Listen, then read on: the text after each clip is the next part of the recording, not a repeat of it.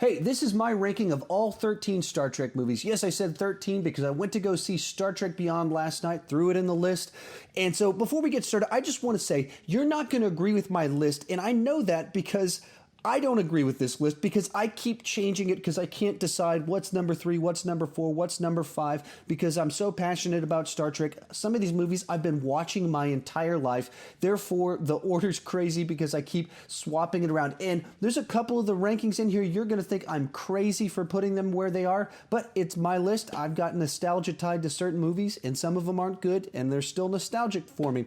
So with all that said, a second disclaimer to throw in this, I think you need to understand the 3 different eras to understand my list and how I view those 3 eras.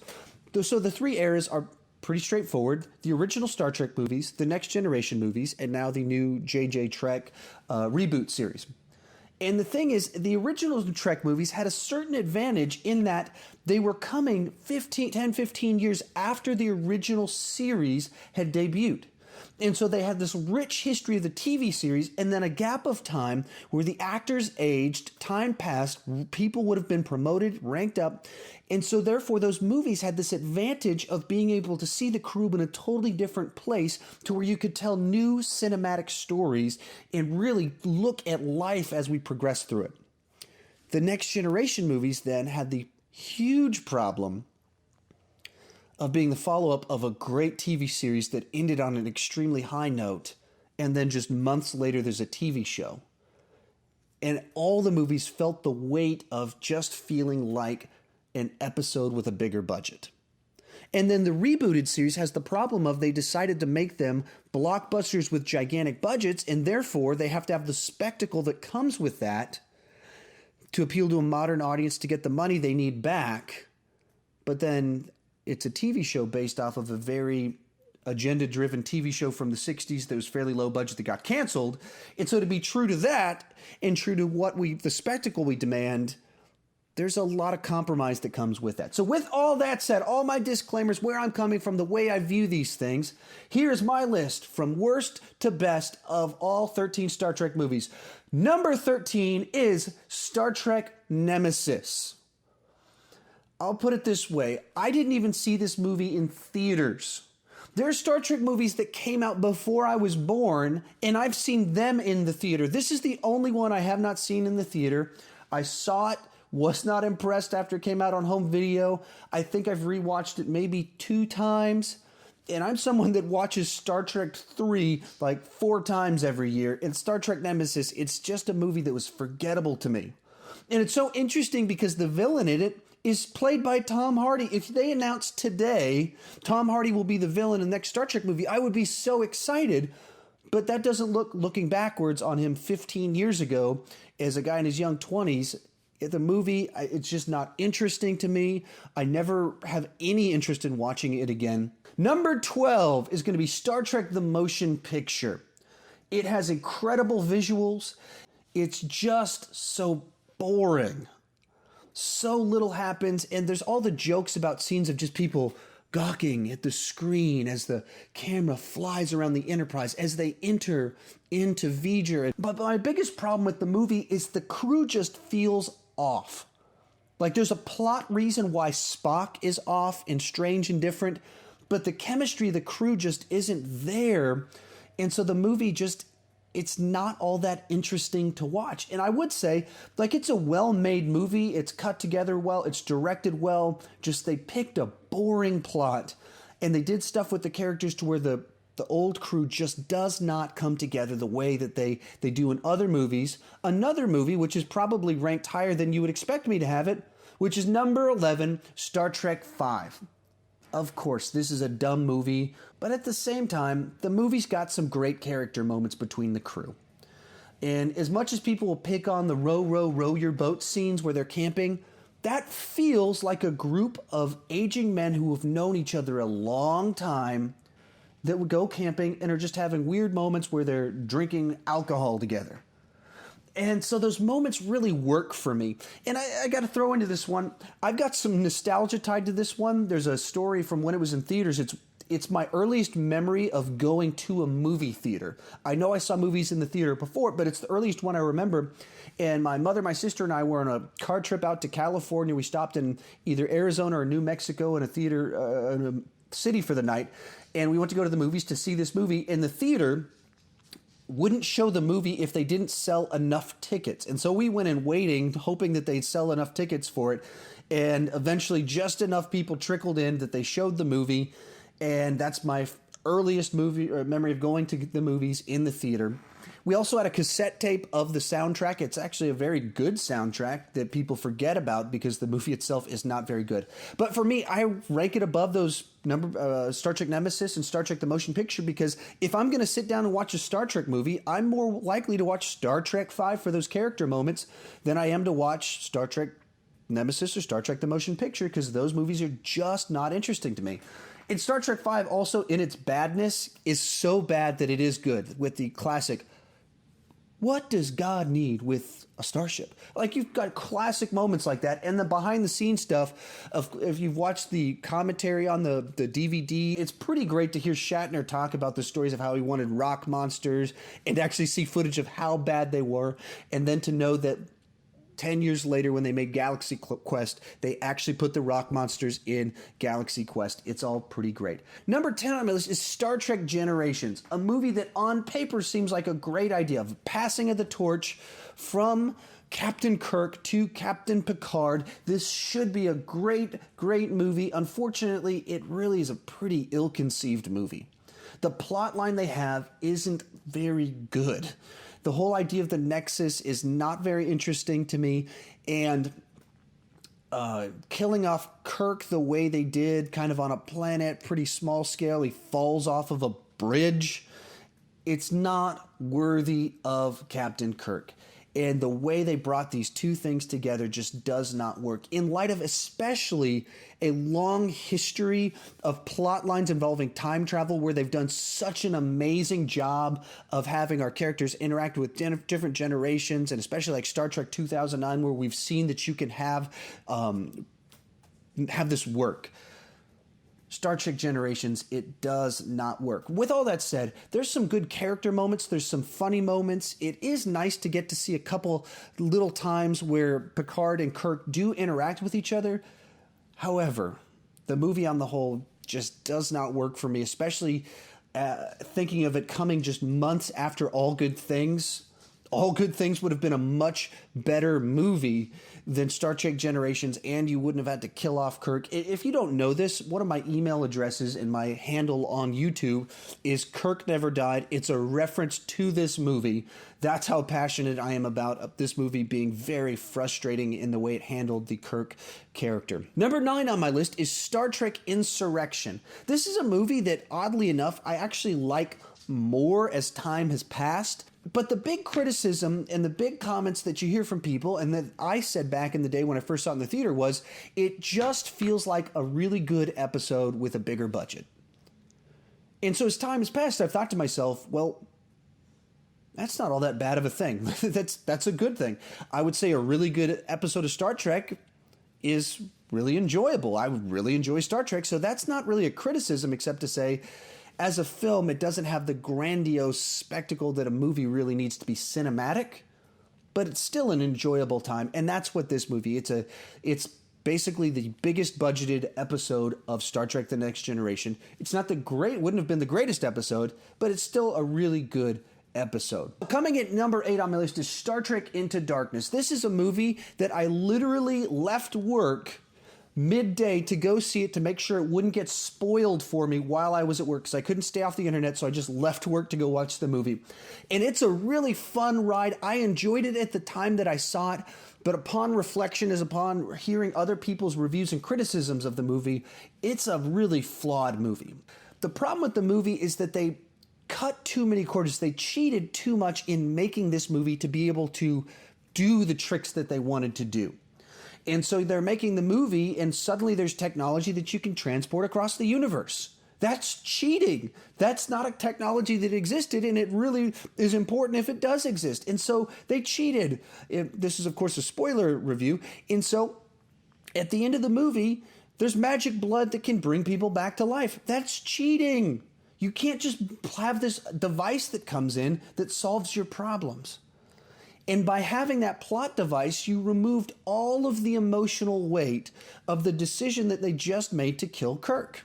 When you watch Star Trek II: The Wrath of Khan, the reason that the end of it is so powerful, even with the search for Spock bringing Spock back to life, is because they earned the death, and it carried extreme emotional weight in that movie because there was a 15-year history going back with these characters knowing and loving each other, and then the cost to bring him back to life was a whole movie where Kirk loses his son, where the Enterprise is destroyed, where the entire crew puts their careers on the line to bring him back.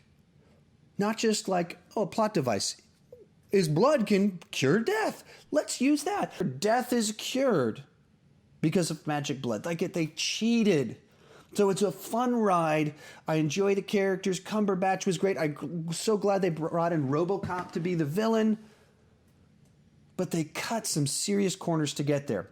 Number 7 on my list, Star Trek First Contact. It's a very solid movie. It still, to me, feels like an episode with a bigger budget.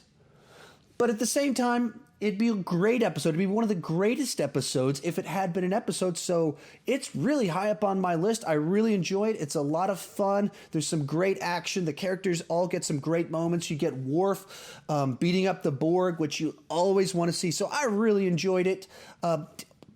Knock it a little bit for simply being a little bit too much like an episode, but that was the corner they put themselves in by having it follow so close to the TV show. Number 6 on my list is the brand new one, Star Trek Beyond. To be honest, I don't know if this movie will stay at this spot, move up, move back. I don't know, because every other movie on this list I've had years to process and consider. Some of them I've had over 20 years to process and consider, whereas this movie I've had 12 hours to think about it. So who knows what'll happen with that. But overall, this was a really fun ride, and they found their footing a lot better with what to do with this new franchise. And so we actually get them on adventure, going out into space, going to a planet. It has very much the vibe of classic Trek trope of they get stranded on a planet and have to overcome a bad guy. The biggest problem with the movie is that it feels pretty episodic, like it is an episode, which is the good and the bad surrounding it. The cast is a lot of fun. They get a lot of moments to work together, so that really works out wonderfully. Number 5 is Star Trek 2009, the J.J. Abrams reboot. I actually got to go see this movie about a month before it came out at the press screening for it, which was a ton of fun. And I mean, it just wowed me, blew my mind. As a lifelong Star Trek fan, it was just a really good ride for me. And along with those lines, I'm also a huge J.J. Abrams fan. And so bringing those two things together made for a great recipe for me. Some people criticize it for being too much of a modern day blockbuster, but it's modern times and it's a blockbuster. And that doesn't cheapen the Star Trek I grew up with. I still have all of that, and now I have blockbuster Trek too. And so I can enjoy both of them. Things that really stuck out to me is that they found a way to really have some great emotional depth and make Kirk this character that you understood why he is the way that he is, in ways that can really resonate with a lot of at least males in my case, I'm sure a lot of females too. Along those lines, it was really funny. They found little ways to inject humor throughout the movie, just little quips, little lines throughout the whole thing, as well as finding a great way to tie it into the previous canon and do something with it that I thought was very inventive. I very much appreciate it with having multiple timelines, and I thought that was a very clever way to do it. This movie actually probably would have been higher up on my list, except for the fact that I don't think it goes well over time. As you think about it, the plot holes really start to pop a little bit more. And much like Star Trek Into Darkness, they cheated to make the movie work. And so as you watch it and you're thinking, wait, why are they doing this? How is this fitting together? Why is he the captain? Like, you don't become the captain of the ship can't point at someone and say, you're number 2 on the ship now. And just because a Vulcan loses his temper because someone's picking a fight with him, that doesn't mean this other guy gets to become the captain. Like, that's not how things work. And so they cheated a few points to make the story work. But it's a fun ride while you're on it, and so I don't want to knock it too much for that. Number 4 on my list is Star Trek III, The Search for Spock. There's an old saying that the even Star Trek movies are good and the odd Star Trek movies are bad. I've always highly disagreed with that because of Star Trek III.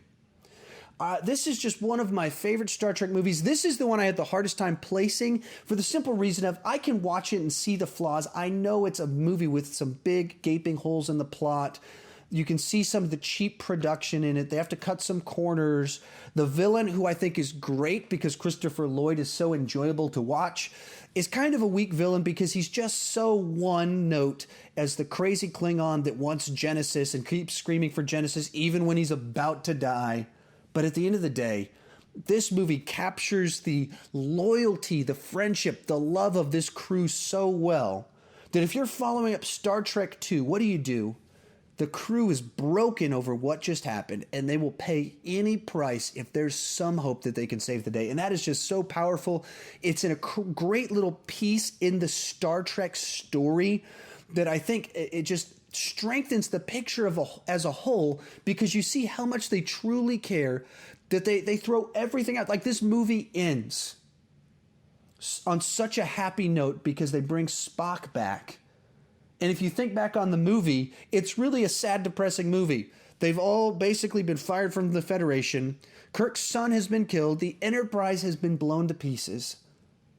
But this crew of people have saved Spock. And so it's a happy ending because they love and care for each other so much. I actually had it higher on my list. I had to knock it a few notches just because I rewatched it last night, and it is a flawed movie. There's definitely some problems with it, but man, it is powerful and hits on some great Trek elements, especially the unity in this crew.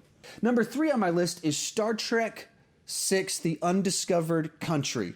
This is kind of like one of the first movies I remember waiting for it to come out, following magazine articles back in the day like Starlog. I don't remember if Starlog was actually still around when Star Trek VI came out, but like when you could read articles in actual paper magazines to learn little details about stories.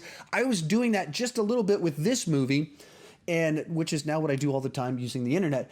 But so this was just such a great final story for the original crew, which is almost kind of one of the reasons why Star Trek Generations just feels so unnecessary to bring them into it, because they had their great final moment, and we got to see little moments of them in Star Trek The Next Generation. We didn't need to have them sprinkled into Star Trek Generations. It didn't need to be this story that connected like that, because this was such a great finale for them, a final story where they saved the day one more time while reflecting on their age, their own prejudices. It was like classic Trek in that it tied into modern tales of the time, frustrations with the Cold War, telling that story using the Federation and the Klingons. This is great Star Trek, and so it's number 3 on my list. Now, as we get to number 2 on my list, it is, of course, Star Trek IV, The One with the Whales, The Voyage Home.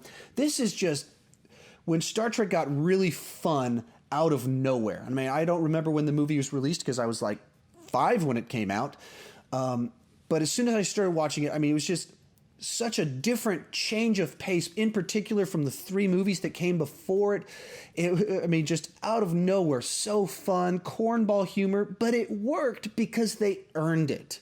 These characters were people we'd spent so much time with. They'd been on these scary adventures, so them going back in time and saving the day, somehow they found a way to do it, and it works so well. And you just think, if Star Trek IV in the new Chris Pine Trek went back to 2019 and they did the same story, it would not work because they don't have the history and the background. Or maybe they will do that and it will work. Maybe I'm totally wrong.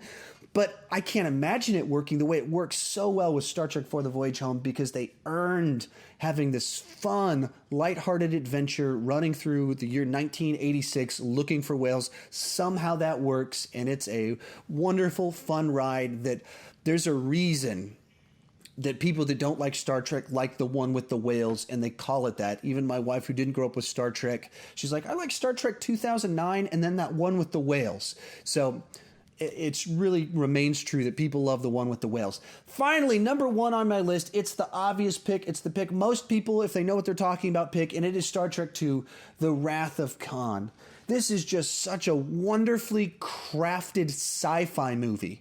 It's a wonderfully crafted Star Trek movie, and it's just a wonderfully crafted movie that takes the best elements of a great TV show and just brings it up into a movie cinematic scale.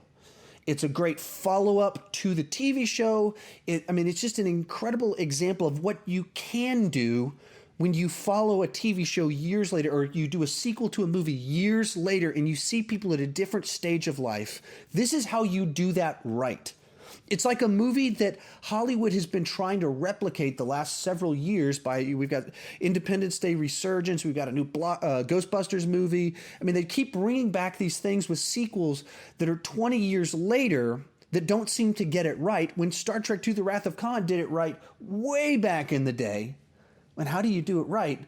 Well, you take those characters and you make it all about those characters and where they are now, and reflecting on their past, dealing with aging, dealing with the idea of death. And these characters with such a rich history, having great, powerful moments. And of course, you've got the great villain Khan in it that we all love and enjoy, but he's a character that's earned it once again because he's from a great episode, and then there's been time for it to it's like cooking it in a crock pot. It's had time to be cooked properly, and he's been on a planet, and there's a reason he's so angry. And so this, of course, is my favorite Star Trek movie. It's probably the one that I've watched the most. It is a great movie that I'd encourage all of you to check out if you haven't seen it. Great characters, great story. It's a perfect example of what you can do when you've got a great history behind it. Thank you much for watching. If you disagree with me, which I'm sure you do, please comment with your list in the comments section. Subscribe to my page and like this video. I'd greatly appreciate it. Thank you for watching this long video.